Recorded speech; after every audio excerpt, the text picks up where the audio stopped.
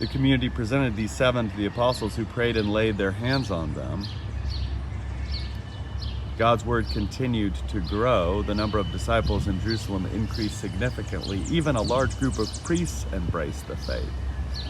Stephen, who stood out among the believers for the way God's grace was at work in his life and for his exceptional endowment with divine power, was doing great wonders and signs among the people. Opposition arose from some who belonged to the so-called synagogue of former slaves. Members from Cyrene, Alexandria, Cilicia, and Asia entered into debate with Stephen. However, they couldn't resist the wisdom the Spirit gave him as he spoke. Then they secretly enticed some people to claim, "We heard him insult Moses and God." They caught Stephen, dragged him away, and brought him before the Jerusalem council. They stirred up the people, the elders, and the legal experts. They caught Stephen, dragged him away, and brought him before the Jerusalem council. Before the council, they presented false witnesses who testified, "This man never stopped speaking against this holy place and the law. In fact, we heard him say that this man, Jesus of Nazareth, will destroy this place and alter the customary practices Moses gave us."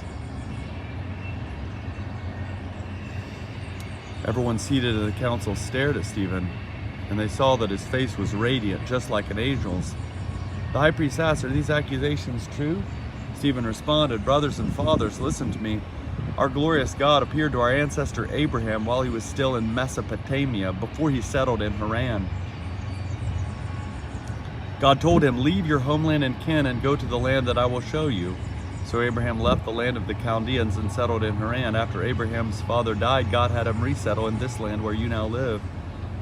God didn't give him an inheritance there, not even a square foot of land. However, God did promise to give the land to him and to his descendants, even though Abraham had no child. God put it this way: his descendants will be strangers in a land that belongs to others, who will enslave them and abuse them for 400 years.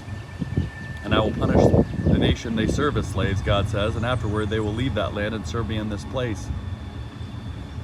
God gave Abraham the covenant confirmed through circumcision. Accordingly, 8 days after Isaac's birth, Abraham circumcised him. Isaac did the same with Jacob, and Jacob with the 12 patriarchs. Because the patriarchs were jealous of Joseph, he sold him into slavery in Egypt.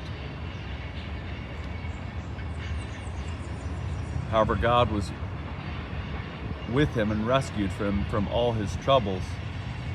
The grace and wisdom he gave Joseph were recognized by Pharaoh, king of Egypt, who appointed him ruler over Egypt and over his whole palace. And over his whole palace, a famine came upon all Egypt and Canaan, and great hardship came with it. Our ancestors